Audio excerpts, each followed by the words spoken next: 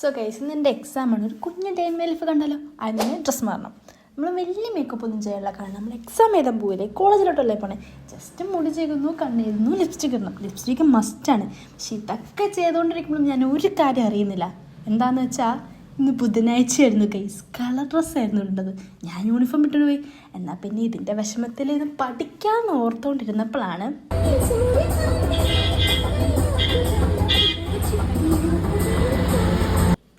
അപ്പോൾ അതും ഓക്കെ, ശുഭം.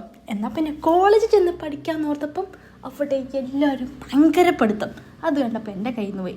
പിന്നെ എക്സാമൊക്കെ കഴിഞ്ഞ് ഞാൻ പഠിച്ച ഉത്തരം കിട്ടി, നീ പഠിച്ച ഉത്തരം കിട്ടിയോ എന്നൊക്കെ ചോദ്യം കേട്ട് ഞാൻ തകർന്ന്.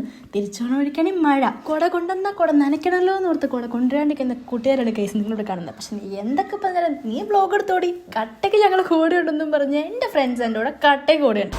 ഇപ്പോൾ ഗൈസ് മഴയൊക്കെയാണ് ഗൈസ്. ഞങ്ങൾ വീട്ടിലോട്ട് പോവാണ്. അതെ അതെ, ഭയങ്കര ശുഭദിനം. ബൈ.